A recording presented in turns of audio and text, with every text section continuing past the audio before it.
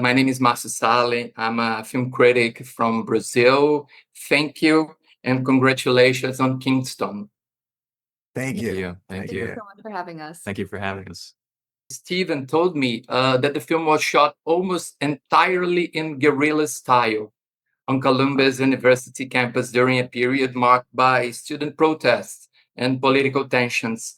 How did that real-world environment influence the film's energy and the way you chose to portray the university?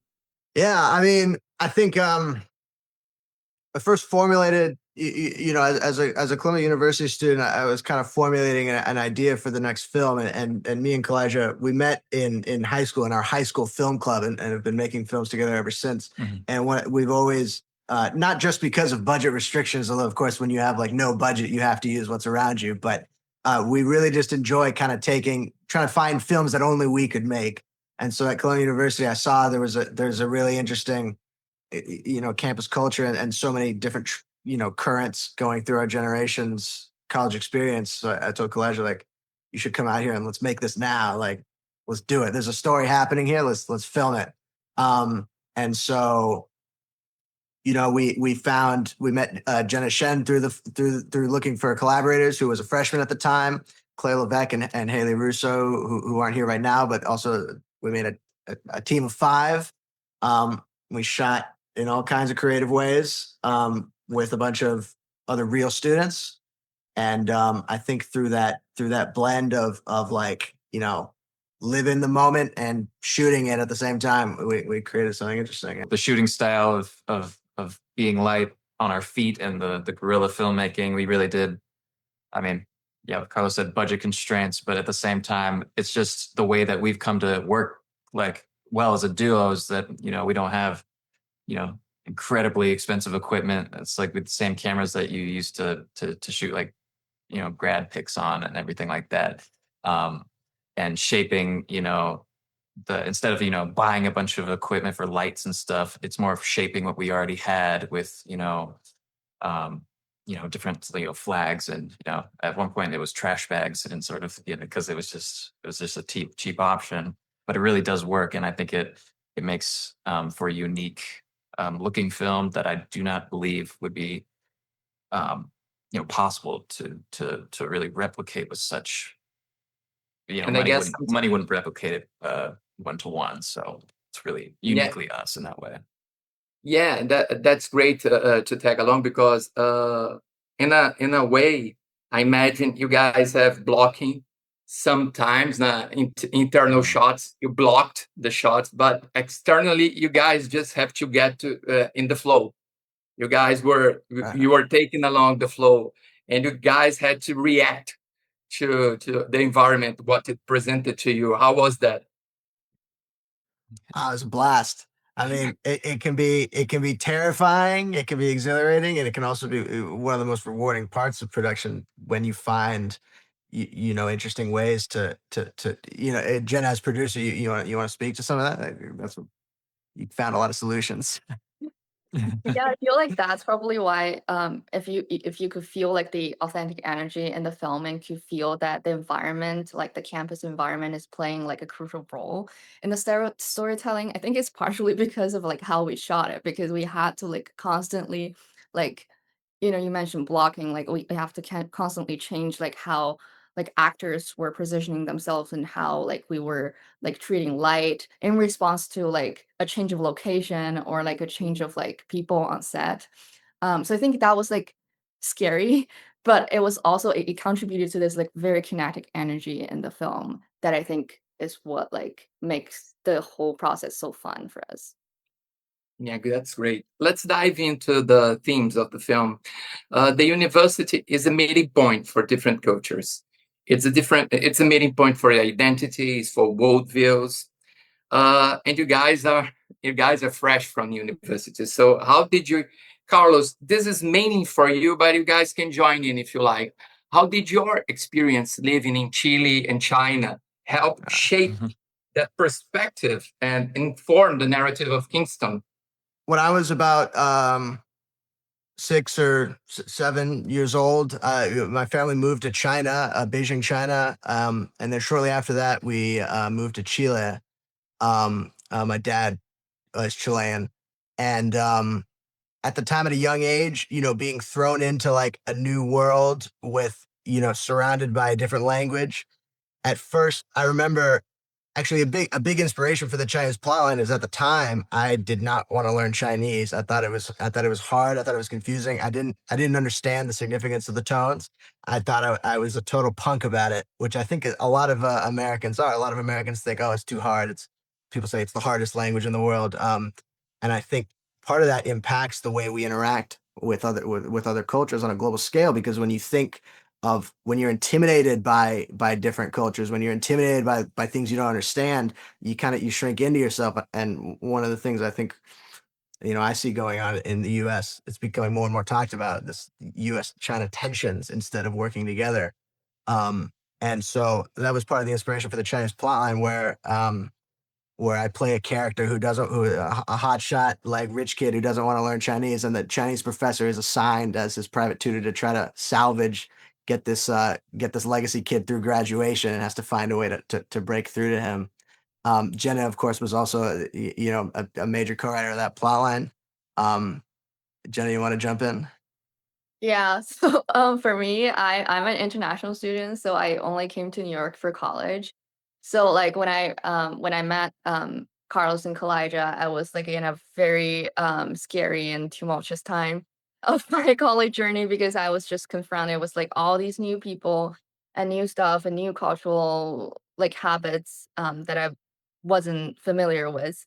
And I was like desperately looking for connections, both creatively and also in real life. So I was really happy that like Kingston was this like creative sort of asylum for me, that I could bring in a lot of what I see and what I feel and what I think into this story.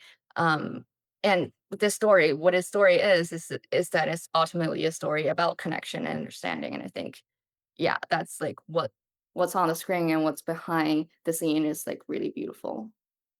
Which is the essence of cinema itself, right? The connection you can make with a film, you can make with characters that doesn't exist, but they represent something.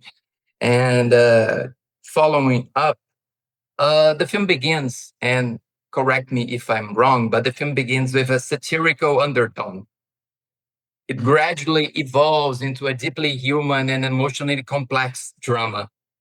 Did that transformation emerge organically during the writing process or the filming process, or was it part of the film structure from the very beginning?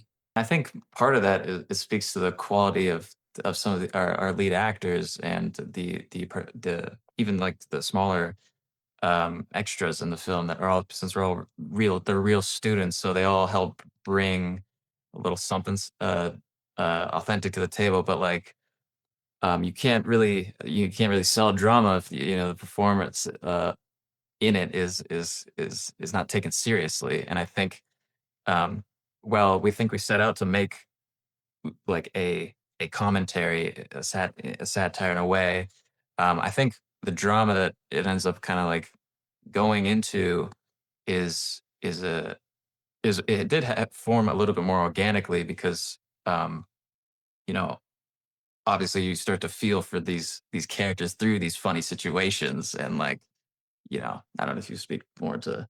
Of course. Yeah. Well, I think, and then in terms of blending the satire and the drama as well, I'd say, one of I think a motto we had for a lot of scenes is like, we want to be something that makes people say either I've seen this, I've lived this, or I've felt this. And I think the number one is that feeling, because I think that's a unique power that film has, especially in the context where we're filming at real locations, real people.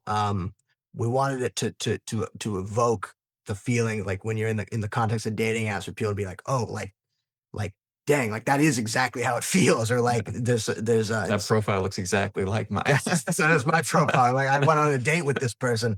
And so I think, so as the satire, we try to balance it, where some moments, um, when you play it realistically, when you bring out a little more of the satire, it really captures that feeling, especially because some things, when we live them and when we're in the moment, it feels heightened. It feels the emotions are intense. The feeling of loneliness, the feeling of what are these people talking about? Like what did the like? So we wanted to first and foremost was for the scene to evoke that emotion. Although I will say also, I think there's some lines of dialogue and some moments in the scene that people will say like, "Oh, that was played up for the satire." But some of the lines are real quotes, real moments, real things that happened. Real Heard in the Halls dialogue, for example. So there's a blend of everything, and I think we hope people resonate with it. That's great. And speaking of drama, Atlas and Professors Liu storylines, they engage directly with urgent social and institutional issues. By contrast, Amber initially seems to be dealing with more intimate and personal conflicts that can't be perceived as being frivolous. Not that it is, but it can't be perceived as such. So how did you approach balancing those different dramatic scales without diminishing the importance of any of them? One of the things is we think of it as I think of it at least as kind of a portrait of our generation's identity at three scales. So obviously at the top, as you mentioned, Professor Liu, there's this international identity of how what our national identity in a global context, global cultures. The other one is Atlas coming into this coming of age college experience. You're supposed to enter the workforce and to be a member of your country, but like I think the American economy right now, graduates feel like they're entering. There's no opportunities, especially AI has transformed the landscape. So there's like this conflict there, and I think on the dating apps, holding onto that AI thread, for instance, like I think we're in an age where everyone's so connected, and yet we don't feel like we're actually, being seen, heard, and connecting with people. Like really, there's so much, everybody's on social media, but your whole identity becomes like digitized, flattened, compressed and turned into an algorithm. And on dating apps, in the case of our plotline, it really shows. It almost feels like there's this competition on an interpersonal level as well. We're not just competing as part of the economy. Everyone's worried about not being able to get there's an affordability crisis, but also even in relationships, there's this competition. There's this everybody's trying to be either nonchalant or flexing on each other. It's like there's no, you can't just be yourself. Everything So I being think gamified and nobody's winning. yeah, nobody feels. And those who are winning, I mean, So I think it feels lonely up there. That's where the three they intertwine on one campus, and I think we wanted to capture the feeling of being in our generation at this moment. And Yeah, speaking about your generation, we are a generation apart, I guess, but in many countries, at least Brazil specifically, there is a growing perception that universities have shifted away from being spaces of learning, of exchange, yeah, of social transformation, and they are becoming institutions increasingly focused on producing professionals who sustain the status quo. Basically, we are constructing young people like you to be cogs in a great machine. We're not generating thinkers. We're generating cogs. Do you believe universities can still reclaim or perhaps reinvent their role as agents of social change? yeah. Thank you for that. I think Yeah. Yeah, I really feel that I think that's exactly how it feels all over the world. Yeah, and I mean, I'll let Jenna speak to it though, because also she's a rising senior, still in the trenches of university. Yeah. Yeah, well, I think it was with this belief that liberal arts education, the university like Alice put in the film, is still a place for change that we made this film because of course we perceived the exact trends that you just described of this growing like professionalism and of like people just graduating directly into job market. And I feel like sometimes like those past ideals of like liberal arts education about like cultivating humanity, about like reading as much as you do, about like cultivating connections with your professors and your cohort, a lot of those feelings are fading a little bit. And I feel like through this film we're trying to reclaim some of that in the stories, and especially through the plotline with Alice, who started out as a philosophy student and who was like continuously influenced by all these kinds of like capitalist forces and practical concerns, and who ended up, I won't spoil that part, but Um, yeah, so like through this kind of like very complex like character arc, we are trying to explore all kinds of like influences that are impacting us in higher education right now. I just say I think we tackle it's a heavy theme, and I think we wanted to leave it's one of the central themes of the film, which is why I appreciate you highlighting that. But I personally, um, as a liberal arts major myself, and someone who came into university really firmly believing in the importance of the humanities, I strongly feel that it is. I think people see it as it's like a dying art form. We should be more like cogs. That university should serve career, and The market. I think exactly what we're going to discover collectively is that it's the opposite. It really is, especially when you have technology changing the way we see work. I think we're going to find that there's something really important about institutions of learning and coming together to really just find our own humanity. And I do believe personally. Yeah, that saddens me that sometimes I feel like they are flattening our personalities so we can fit into a box they want to put us in, so that we can work properly for the society in their own terms, not in our terms. And just to finish our chat, I will bring a philosophical question. So we mentioned philosophy, so I'll bring a philosophical question. There is a transition that stood out to me.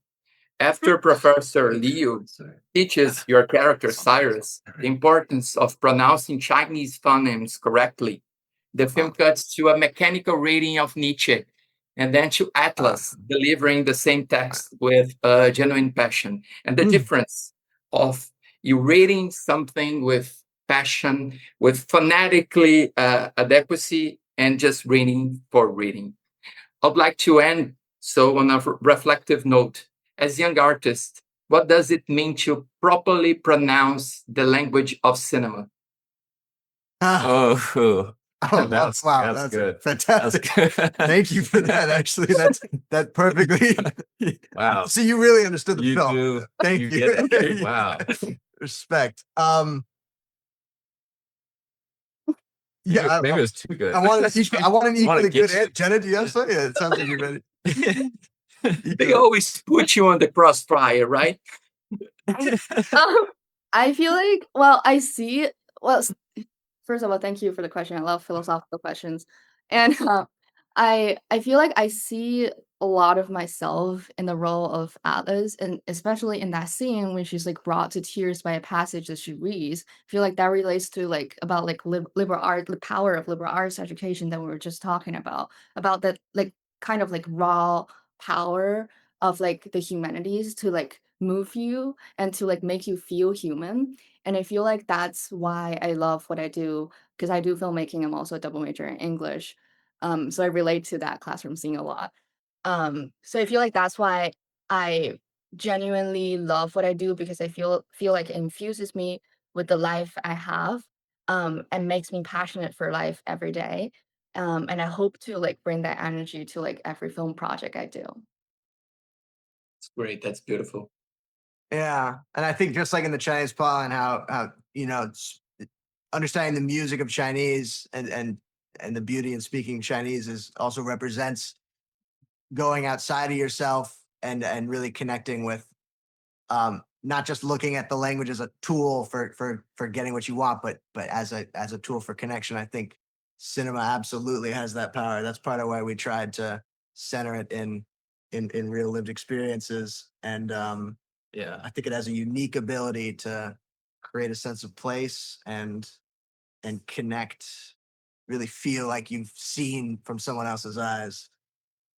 Yeah, and just being an outsider from the Ivy institutions gates here, using filmmaking as a language to I mean, just going to school and learning about philosophy itself through either reading or just like using.